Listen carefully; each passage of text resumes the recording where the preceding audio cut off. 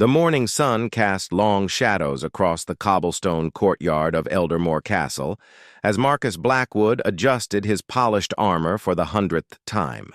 His hands trembled slightly, not from the cool autumn air, but from the weight of what he was about to do. For 3 years, he had served as a royal guard, standing silently at attention while secrets festered in the shadows of the palace walls. The annual harvest festival was in full swing, and the entire kingdom had gathered to celebrate. Merchants hawked their wares. Children ran between the stalls with sticky fingers clutching candied apples, and nobles in their finest silks mingled with commoners who had traveled from distant villages. The air buzzed with laughter and the sweet scent of roasted chestnuts, but Marcus felt none of the joy that surrounded him. His fellow guard, Thomas Whitmore, stood beside him at the main gate, completely unaware of the storm that was about to break. Thomas had been Marcus's closest friend since their training days, sharing meals, jokes, and the brotherhood that came with protecting the crown. But friendship meant nothing when lives hung in the balance. Commander Helena Ravencrest made her way through the crowd, her silver hair gleaming in the sunlight and her stern face surveying the festivities with practiced eyes. She had led the Royal Guard for over 2 decades, earning respect through unwavering loyalty and an iron will that had never bent, even in the darkest of times. Marcus had always admired her strength, but today he wondered if that same strength would become his greatest obstacle. The crowd began to gather near the central platform where King Edmund would soon address his people. Marcus watched as families pressed closer, eager to catch a glimpse of their beloved ruler.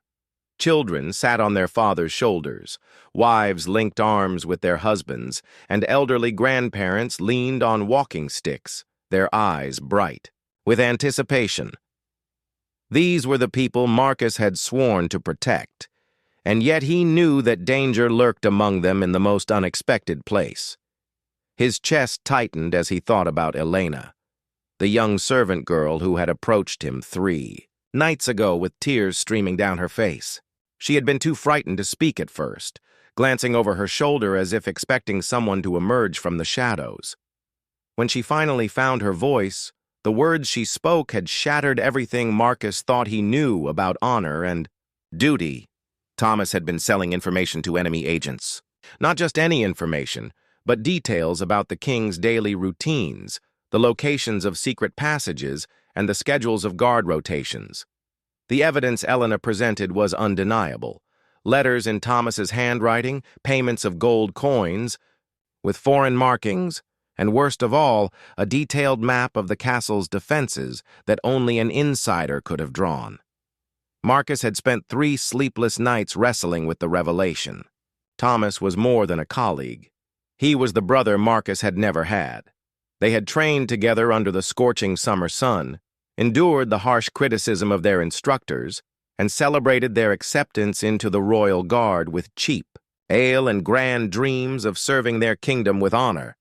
But duty to the crown came before personal loyalty, and Marcus knew what he had to do. He had tried to find another way, hoping to convince Thomas to confess voluntarily or to discover that Elena had somehow been mistaken. Instead, his careful investigation had only confirmed the horrible truth and revealed something even worse. The enemy wasn't planning a distant attack or a siege that might take months to organize. They were planning to strike today, during the festival, when the king would be most vulnerable and the castle's defenses would be stretched thin by the crowds. Thomas had provided them with everything they needed to infiltrate the celebration and get close enough to the royal family to carry out their mission. Marcus glanced at the clock tower and saw that it was nearly time for the king's address. In less than an hour, King Edmund would take the stage to speak to his people, completely unaware that assassins were likely already moving through the crowd. The weight of the kingdom's safety pressed down on Marcus's shoulders like a heavy cloak, and he knew he could wait no longer. The plan he had devised was risky and would likely end his career as a royal guard. But it was the only way to expose Thomas's betrayal in a manner that would leave no room for doubt or denial. He had to make the revelation so public and so undeniable that even Thomas's charm and carefully constructed reputation couldn't save him. Marcus took a deep breath and began walking toward the platform where a small group of guards stood at attention. Each step felt like a mile, and he could hear his heartbeat pounding in his ears above the noise of the crowd. He had rehearsed what he would say 100 times, but now the words felt foreign on his tongue. As he approached Thomas's position, Marcus caught his friend's eye and saw the easy smile that had always made Thomas popular among the other guards and servants. That smile, which had once brought Marcus comfort during difficult times, now felt like a knife twisting in his chest. How long had Thomas been living this double life? How many times had they shared a meal while Thomas plotted against everything they had sworn to protect? The crowd was growing larger and more excited as the time for the king's appearance drew near. Marcus could see the royal banners being unfurled and heard the distant sound of trumpets being tuned. Soon, very soon, he would have to act. The safety of the kingdom, the lives of innocent people, and the honor of the royal guard all depended on his courage in the next few minutes. He said a silent prayer to whatever gods might be listening, and prepared to destroy the life of his best friend in order to save his king. Marcus positioned himself strategically near the central platform, his eyes scanning the crowd for any signs of the enemy agents Thomas had been feeding information to. The festival atmosphere remained joyful and carefree, but beneath the surface, Marcus could feel the tension building like storm clouds on a clear day. He had to time his revelation perfectly. Too early and the assassins might escape, too late and the king would be in mortal danger. Thomas stood at his assigned post, his polished armor gleaming and his hand resting casually on his sword hilt. To anyone watching, he appeared to be the perfect royal guard, alert, professional, and completely devoted to his duty. Marcus had to admire his friend's ability to maintain such a convincing facade, even as he prepared to betray everything they had sworn to protect. The crowd pressed closer to the platform as word spread that the king would soon appear. Marcus noticed several individuals who didn't quite fit with the festive atmosphere. A merchant who kept checking the sun's position, rather than tending to his goods. A woman in a blue cloak who seemed more interested in studying the guard positions than watching the entertainment. A young man who carried himself with the disciplined posture of a trained fighter, despite his simple peasant clothing. Commander Ravencrest moved through the crowd with practiced efficiency, her sharp eyes noting every detail. Marcus knew that. She had an almost supernatural ability to sense trouble, and he wondered if she had already detected the same suspicious individuals he had spotted. Her reputation for uncovering plots against the crown was legendary, but this time the threat came from within her own ranks. The trumpet sounded 3 short blasts, signaling that the royal procession was beginning. King Edmund would emerge from the castle in just a few minutes, accompanied by his wife Queen Isabella and their young son Prince Alexander. The entire royal family would be exposed and vulnerable, exactly as Thomas had planned. Marcus felt sweat gathering beneath his helmet despite the cool weather. He had hidden Elena in a safe location with instructions to seek help if he failed, but the responsibility still felt crushing. One wrong move and not only would the royal family be in danger, but the entire kingdom could fall into chaos. As the crowd's excitement reached a fever pitch, Marcus noticed Thomas making subtle hand signals to someone in the audience. The gestures were quick and could have been mistaken for adjusting his equipment, but Marcus recognized them from their training. They were military signals used for coordinating attacks. The moment had arrived. Marcus stepped forward and raised his voice above the noise of the crowd. "Citizens of Eldermore!" he shouted, his words carrying across the courtyard. "Before our beloved king addresses us, there is a matter of grave importance that must be revealed." The crowd gradually quieted, turning to look at the young guard, who had dared to interrupt the proceedings. Commander Ravencrest's head snapped toward Marcus, her expression darkening with anger at the breach of protocol. Thomas looked equally surprised, but Marcus caught a flicker of something else in his friend's eyes. Fear. I stand before you today not just as a royal guard, but as a loyal subject who has discovered a terrible betrayal within our own ranks. Marcus continued, his voice growing stronger with each word. The crowd was completely silent now, hanging on every syllable. Thomas tried to approach Marcus, likely planning to stop him with some excuse about a misunderstanding or a breakdown under pressure. But Marcus had anticipated this and positioned himself where Thomas would have to push through innocent civilians to reach him. The guard standing at the east gate, Thomas Whitmore, has been selling our secrets to enemy agents, Marcus declared. He has provided them with maps of our defenses, details of the king's daily routine, and information about today's celebration. Gasps of shock and anger rippled through the crowd. Commander Ravencrest pushed through the masses toward Marcus, her face a mask of fury and disbelief. Thomas stood frozen at his post, his face pale and his hand now gripping his sword tightly. Furthermore, Marcus shouted, knowing he had to reveal everything before he could be silenced. Enemy assassins are among us right now, planning to strike when the king appears. They were given detailed instructions on how to infiltrate this celebration. The crowd erupted into chaos. Some people screamed and tried to flee, while others pressed closer to hear more details. Parents grabbed their children and looked frantically for exits, while others demanded to know how they could identify the assassins. Commander Ravencrest finally reached Marcus, her eyes blazing with a mixture of rage and something that might have been panic.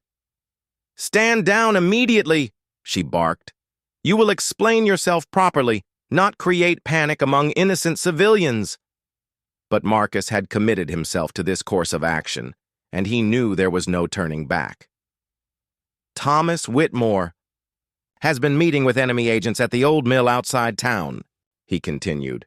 "I have witnessed the exchanges of gold and information. The servant girl, Elena, can provide testimony." Thomas finally broke from his paralysis and began pushing through the crowd toward Marcus. His friendly mask had completely slipped away, replaced by a look of cold calculation that Marcus had never seen before. It was the face of a man who had been caught and was now deciding whether to run or fight. "You don't understand what you're doing," Thomas called out, trying to make himself heard above the growing tumult. "This is bigger than you know. There are things about this kingdom that you don't comprehend." But his words only served to confirm Marcus's accusations in the minds of the crowd. Why would an innocent man speak of hidden knowledge instead of simply denying the charges? Commander Ravencrest raised her hand and shouted for order, but the crowd was beyond calming. The festival atmosphere had completely evaporated, replaced by fear and confusion. Some people were demanding that Thomas be arrested immediately, while others insisted that Marcus must be lying or mad. In the midst of the chaos, Marcus spotted the suspicious individuals he had noticed earlier. The merchant was abandoning his stall and pushing toward one of the exits. The woman in the blue cloak had drawn a knife and was trying to work her way closer to where the royal family would appear. The young man who carried himself like a soldier was reaching for something concealed beneath his shirt. "There!" Marcus shouted, pointing at the woman with the knife. "One of the assassins! She has a weapon!" Several guards immediately moved to intercept the woman, but she was ready for them. She dodged the first guard's grasp and slashed at a second with practiced precision. The crowd screamed and scattered, creating even more confusion. Marcus realized with growing horror that his public revelation, while necessary, had triggered exactly the kind of chaos that would make it easier for the assassins to reach their targets. But there had been no other choice. Keeping silent would have meant certain death for the royal family. The courtyard had transformed into a battlefield in the span of mere moments. Guards rushed toward the identified assassins while civilians fled in every direction, creating a maze of panicking bodies and overturned festival stalls. Marcus watched, in horror, as his carefully planned revelation spiraled into exactly the kind of chaos that could provide cover for the enemy's true objective. Commander Ravencrest drew her sword and began barking orders to restore some semblance of control. Seal. All exits. No one leaves until we sort this out. Guards to formation. Her voice cut through the screaming like a blade, and the well-trained soldiers began responding to her commands, despite the confusion. Thomas, meanwhile, had stopped trying to reach Marcus, and instead began moving toward the castle entrance.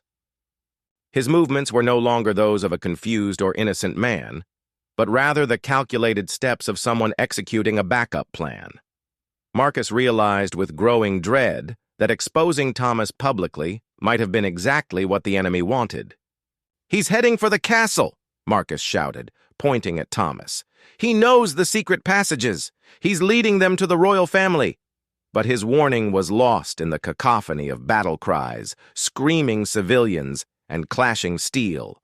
The female assassin had managed to wound 2 guards before being surrounded, and her male companion had produced a crossbow and was firing bolts toward the platform where the king was supposed to appear. Through the chaos, Marcus caught sight of a familiar figure in royal purple emerging from the castle's main entrance. King Edmund had heard the commotion and was coming to investigate, completely unaware of the danger that awaited him. Queen Isabella appeared behind him, her face pale with worry, while young Prince Alexander clung to her skirts.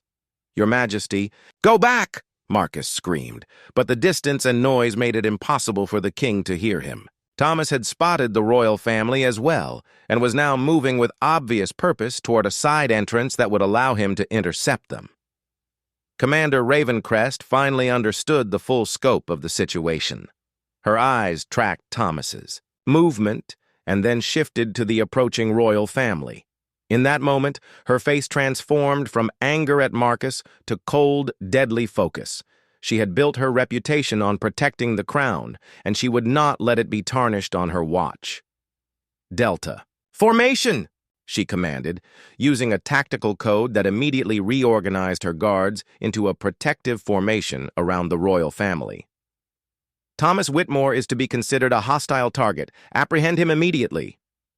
The remaining guards who weren't engaged with the assassins turned their attention to Thomas, who finally abandoned all pretense of innocence. He drew his sword and cut down a festival-goer who was too slow to get out of his way, clearing a path toward his objective. Marcus fought his way through the crowd, desperate to reach either Thomas or the royal family before disaster struck. His training kicked in as he dodged fleeing civilians and vaulted over overturned merchant stalls, his armor clanking with each movement. King Edmund finally realized the severity of the situation and began retreating toward the castle with his family, but they were moving too slowly. The queen's elaborate dress made quick movement difficult, and the young prince was too frightened to run properly. Thomas reached the side entrance first and disappeared into the castle's shadowy interior. Marcus cursed under his breath, knowing that Thomas's intimate knowledge of the secret passages would make him nearly impossible to track. The betrayer could emerge anywhere within the castle, possibly even in the royal chambers themselves. "Elena!" Marcus suddenly remembered.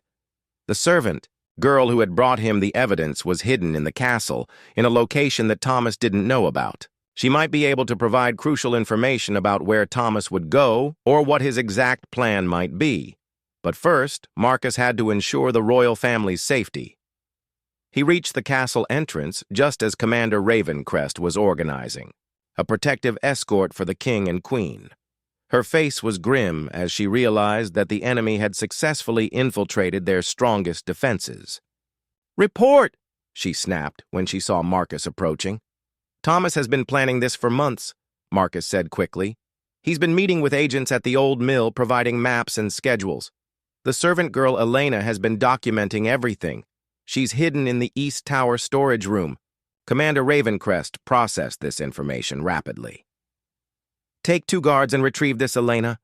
We need her testimony and any evidence she might have. The rest of us will escort the royal family to the secure chambers." As they spoke, sounds of fighting could be heard from deeper within the castle. Thomas had obviously encountered resistance, but whether he was winning or losing was impossible to tell from their position. "Commander," Marcus said urgently. "There's something else. Thomas mentioned that this was bigger than I understood, that there were things about the kingdom I didn't know. I think this plot might involve more than just enemy agents." Her eyes narrowed dangerously. "What are you suggesting?" "I think there might be other traitors. People in positions of power who have been working with Thomas all along." Before Commander Ravencrest could respond, a new commotion erupted from the courtyard behind them. The guards had successfully captured the female assassin, but during the interrogation, she had revealed something that made everyone freeze. "The real target isn't the king," she had screamed as they dragged her away.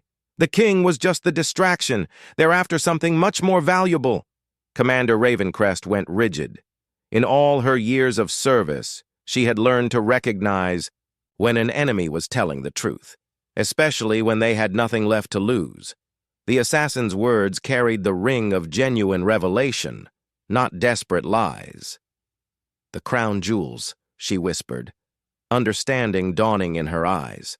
"The vault beneath the castle. Thomas has the access codes." Marcus felt his blood turn to ice. The crown jewels weren't just valuable. They included ancient artifacts that were essential to the kingdom's treaties and legitimacy. If they were stolen, it would cripple Eldermore's relationships with neighboring kingdoms and potentially spark wars that could last for generations. But why expose himself like this? Marcus asked. Why have me reveal his betrayal publicly if the real goal was stealth? Commander Ravencrest was already moving, her strategic mind working rapidly. Because they needed chaos. They needed every guard in the castle focused on protecting the royal family while Thomas accessed the vault. Your revelation didn't ruin their plan. It was part of it. The horrible truth settled over Marcus like a shroud. Thomas had manipulated him into exposing the assassination plot because it would create exactly the kind of diversion needed for the real theft. His friend hadn't just betrayed the kingdom. He had turned Marcus into an unwitting accomplice. The realization hit Marcus like a physical blow. Everything he thought he knew about the situation had been turned upside down in a single moment. Thomas hadn't just been betraying the kingdom, he had been manipulating Marcus from the very beginning, using their friendship as a weapon against everything they had sworn to protect. Commander Ravencrest was already issuing rapid orders to split her forces. Half would continue protecting the royal family, while the other half would race to secure the vault. But Marcus knew they might already be too late. Thomas had had months to plan this operation, and he understood the castle's security systems better than almost anyone. "Commander, I need to go after him personally," Marcus said. "I know how Thomas thinks, how he moves. I might be able to anticipate his route." She studied his face intently, weighing whether she could trust someone who had just admitted to being manipulated by the enemy. "You could be compromised as well," she said finally. "How do I know this entire situation isn't part of a larger deception?" The question stung because Marcus had been asking himself the same thing. How many of his decisions over the past 3 days had been influenced by Thomas's subtle manipulations? How much of what he thought he knew was actually part of an elaborate setup? "Because Elena came to me, not the other way around," Marcus replied. "If Thomas had wanted to manipulate me into causing this chaos, he would have found a way to feed me the information himself. Elena was a loose thread he didn't account for." Commander Ravencrest considered this for a moment, then nodded grimly. "Take Captain Morris and Sergeant Hayes, find this servant girl and get her testimony. Then pursue Thomas, but remember, he's no longer your friend. He's an enemy of the crown, and he's proven he's willing to kill innocent people to achieve his goals." As Marcus hurried toward the East Tower with his 2 companions, he could hear the sounds of battle continuing throughout the castle. The assassins in the courtyard had been part of a larger force, and they were now engaged in running battles with the castle guards in various parts of the building. The East Tower was quieter, but that only made Marcus more nervous. Thomas was clever enough to avoid the areas where heavy fighting was taking place, which meant he could be anywhere in the castle's maze-like interior. They reached the storage room where Marcus had hidden Elena, and he knocked on the door using the predetermined code. After a moment, the door opened slightly, revealing the frightened face of the young servant girl. "Marcus, thank the gods you're safe," she whispered, opening the door wider. "I heard fighting and screaming. What's happening?" "Everything you told me was true, but it was worse than we thought," Marcus explained quickly. "Thomas wasn't just selling information. He was planning a major theft. We need you to come with us and tell Commander Ravencrest everything you know." Elena's face went pale. "I can't leave this room. Thomas told me that if I ever betrayed him, he would make sure I disappeared forever. He has friends in dark places." Captain Morris stepped forward, his weathered face kind but firm. "Child, the best way to protect yourself is to help us stop him. As long as he's free, you'll never be safe." As Elena gathered her courage to leave the storage room, Marcus heard footsteps in the corridor outside. He motioned for silence and pressed his ear to the door, trying to determine if the approaching person was friend or foe. The footsteps were measured and careful, not the hurried pace of a guard responding to an emergency or the chaotic movement of a fleeing civilian. Someone was moving through the castle with purpose and stealth. Marcus drew his sword and positioned himself beside the door.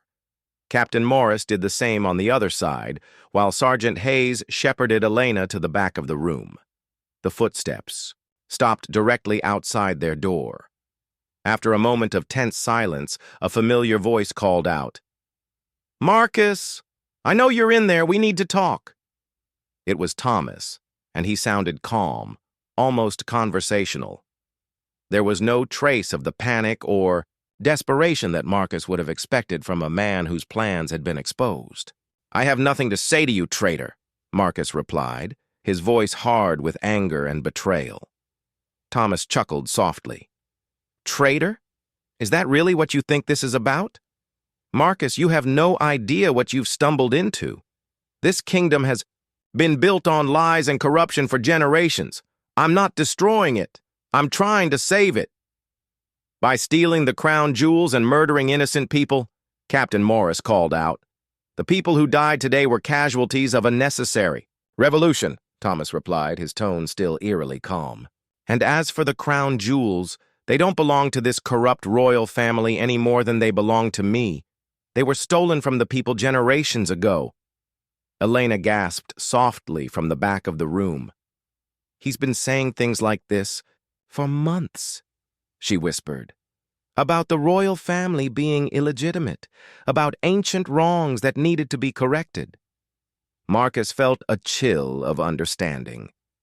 This wasn't just about money or enemy agents. Thomas had become a true believer in some kind of revolutionary cause, which made him infinitely more dangerous than a simple traitor motivated by greed.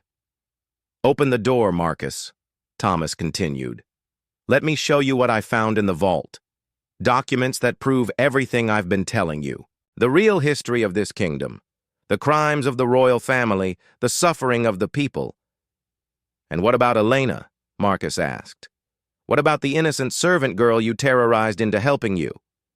There was a pause before Thomas answered, and when he did, his voice carried a note of genuine regret. "Elena was never supposed to be involved. That was a mistake on my part. I was careless, and she saw things she shouldn't have seen, but I never would have hurt her." "You threatened to make her disappear," Sergeant Hayes called out angrily. "I said that to keep her quiet, to protect the mission, but I would never have followed through. She's just a child caught up in something much larger than herself." Elena spoke up from the back of the room, her voice shaking but determined. "He's lying. I saw him kill a messenger who was asking too many questions. He killed him with his bare hands and made it look like an accident." The silence that followed this revelation was deafening. Even Thomas seemed momentarily stunned by Elena's accusation. When he finally spoke again, his voice had changed. The calm, reasonable tone was gone, replaced by something cold and dangerous. The messenger was a spy for the royal family. He was going to expose the entire operation and get innocent people killed. I did what was necessary. Marcus realized that his former friend had crossed a line from which there could be no return. Thomas had convinced himself that murder was justified in service of his cause, which meant he would kill anyone who stood in his way, including the people he had once called friends. "Thomas, it's over," Marcus said firmly. "Surrender now, and maybe there's still a chance for mercy." The laughter that came through the door was bitter and humorless. "Mercy? From the corrupt system that has oppressed the people for centuries? Marcus, you still don't understand. This was never about me. I'm just one part of a much larger movement. Even if you stop me today, others will continue the work." The footsteps began moving away from the door, and Marcus realized that Thomas was leaving. But he wasn't retreating. He was moving toward his final objective. Marcus burst through the door with Captain Morris and Sergeant Hayes close behind him. The corridor was empty, but they could hear Thomas's footsteps echoing from somewhere deeper in the castle. Elena followed reluctantly, clutching a small bundle of documents that contained evidence of Thomas's activities. "He's heading toward the vault levels," Captain Morris observed, studying the direction of the sound. "But those passages are heavily guarded. How does he expect to get through?" "He's had months to prepare," Marcus replied grimly. "He probably has keys, codes, or even accomplices among the vault guards." As they pursued the sound of footsteps through the castle's winding corridors, Marcus couldn't shake the feeling that they were being led into another trap. Thomas had proven himself to be a master manipulator, and it seemed unlikely that he would make himself so easy to track unless it served some purpose. They reached a staircase that led down toward the castle's lower levels, where the most valuable treasures were kept. The stone walls here were thicker and older, dating back to the castle's original construction centuries ago. Torches flickered in iron sconces, casting dancing shadows that made it difficult to distinguish between real threats and tricks of the light. "Wait," Elena whispered suddenly. "I hear voices. More than one person."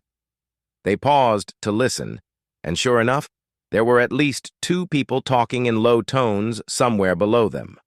Thomas wasn't alone, which confirmed Marcus's worst fears about the scope of the conspiracy. "How many others do you think are involved?" Sergeant Hayes asked quietly.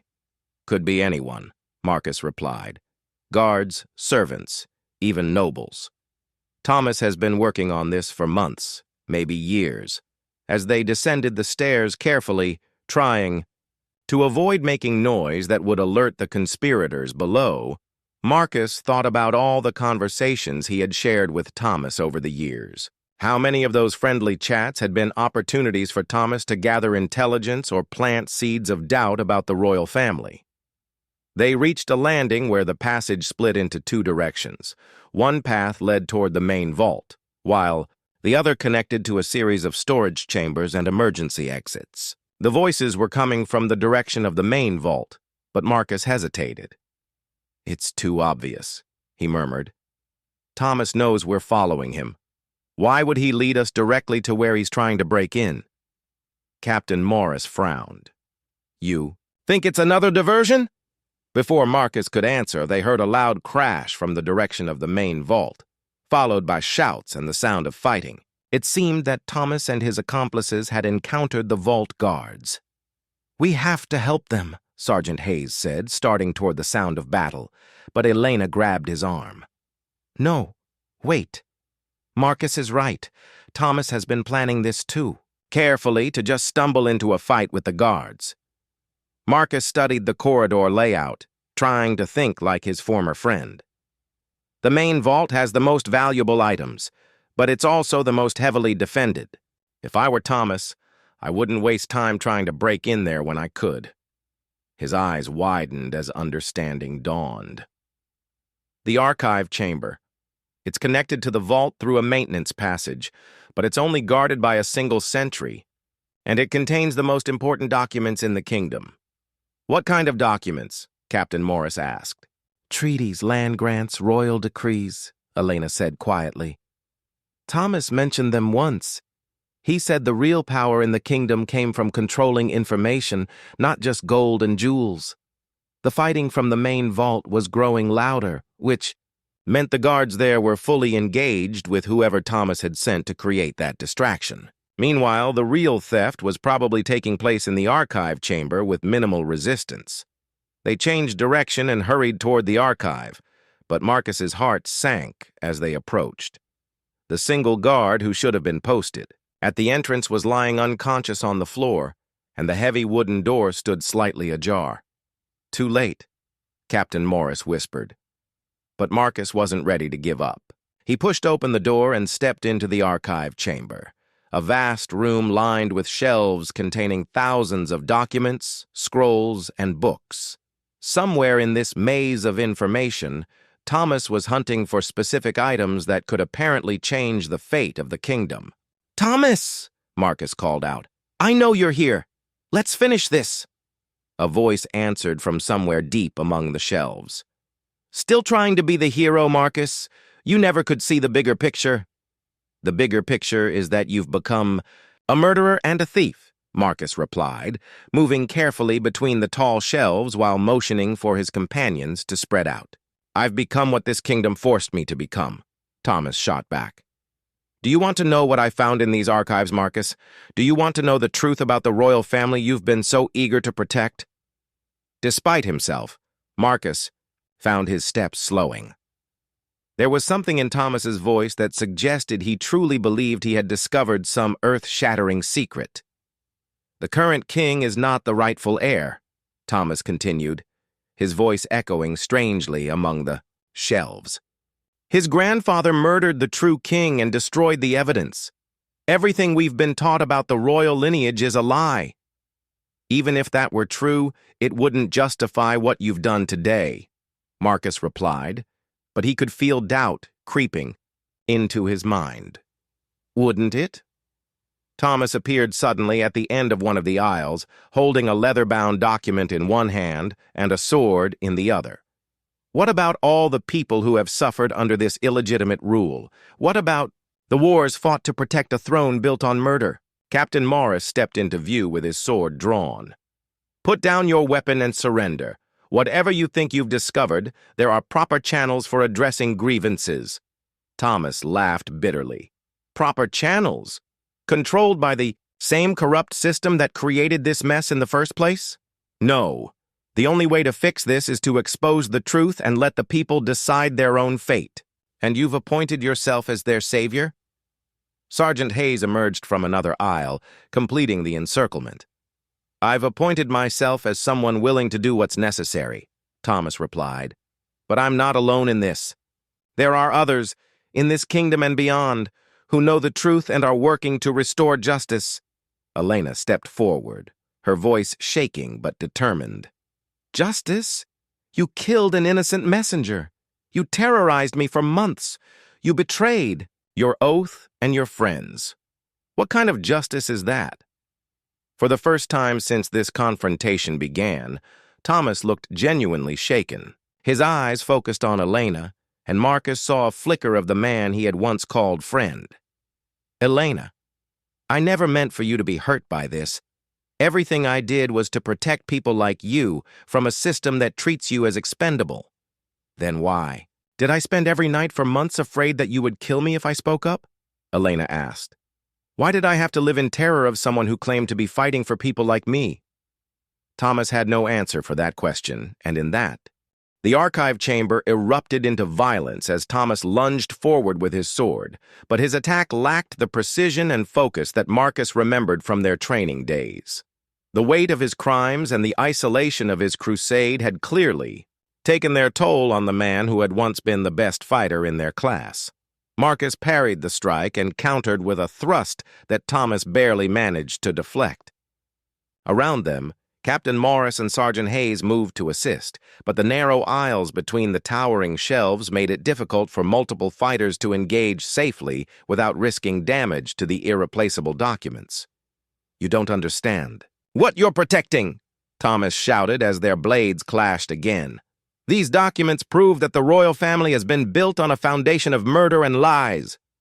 Maybe they have, Marcus replied, pressing his attack.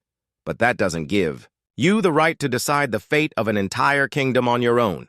Thomas stumbled backward, bumping into one of the document shelves and sending several ancient scrolls tumbling to the floor.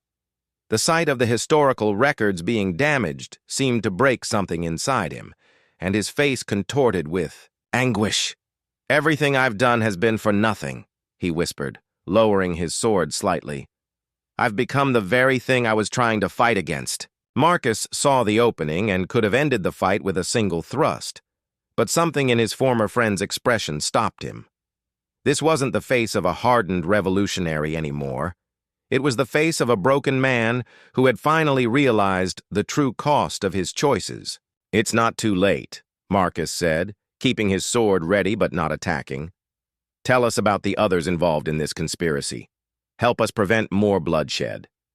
Thomas looked around the archive chamber, taking in the scattered documents, the worried faces of Elena and the other guards, and the destruction his quest for justice had wrought. When he spoke again, his voice was barely audible. There are 7 others in the castle, mostly servants and minor guards. They believed in the cause, but they're not killers like I became. There's a larger network outside the kingdom, but they don't know the details of today's operation. He reached into his pouch and pulled out a small scroll, which he handed to Marcus. These are the names and locations of everyone involved. The outside contacts, the meeting places, the financial supporters. Everything you need to roll up the entire conspiracy. Captain Morris stepped forward cautiously. And what about the documents you took from the vault? Thomas gestured to the leather-bound manuscript he had been carrying. It's all there. Birth, records, death certificates, witness statements, evidence that King Edmund's grandfather killed his brother to claim the throne, then spent years eliminating anyone who knew the truth. Elena looked at the document with a mixture of curiosity and fear. What happens now? Do we tell everyone? Do we destroy it? Marcus picked up the manuscript and examined it carefully. The seals and signatures looked authentic, and the writing style matched other documents from that historical period. If Thomas was telling the truth, this document could indeed prove that the current royal family's claim to the throne was illegitimate. We turn it over to Commander Ravencrest, Marcus said finally. It's not our decision to make. The kingdom has laws and procedures for handling such matters, even when they involve the royal family. Thomas laughed bitterly. Laws and procedures created by the same corrupt system that covered up the original crime. You're naive if you think they'll allow the truth to come out. Maybe, Marcus admitted. But the alternative is chaos and civil war. How many innocent people would die if this information was released without proper consideration of the consequences? Before Thomas could answer, they heard footsteps approaching the archive chamber. Commander Ravencrest appeared in the doorway with several guards, her face grim as she took in the scene. The situation in the courtyard is under control, she reported. All the known assassins have been captured or killed. What's the status here? Marcus handed her both the conspiracy scroll and the historical document. Thomas has surrendered and provided information about the other conspirators, but there's something else you need to see. Commander Ravencrest examined the documents quickly, her expression growing more troubled with each page she read. When she finished, she looked directly at Thomas. Is this authentic? Thomas nodded wearily. I had it verified by 3 different experts before I acted. The evidence is conclusive. The commander was quiet for a long moment, weighing the implications of what she had learned. Finally, she made her decision. This information will be presented to a closed council of the kingdom's highest judges and legal scholars, she announced. They will determine its authenticity and decide how to proceed in accordance with our laws and the best interests of the people. And what about Thomas? Elena asked quietly. Commander Ravencrest studied the man who had once been one of her most promising guards. "Thomas Whitmore, you are under arrest for treason, murder, and conspiracy against the crown. You will be given a fair trial, and the circumstances of your actions will be taken into consideration." As the guards moved to restrain Thomas, he looked one last time at Marcus. "I'm sorry," he said simply. "I lost my way somewhere along the path, and by the time I realized it, I had gone too far to turn back." Marcus felt tears threatening to spill from his eyes as he watched his former friend being led away in chains. The man who had once shared his dreams of honor and service had become a cautionary tale about the dangers of letting noble intentions be corrupted by extremism and isolation. In the weeks that followed, the closed council would indeed verify the authenticity of the historical documents Thomas had uncovered. They would also determine that while the crimes of past generations were deplorable, the current royal family had governed justly and legitimately for decades.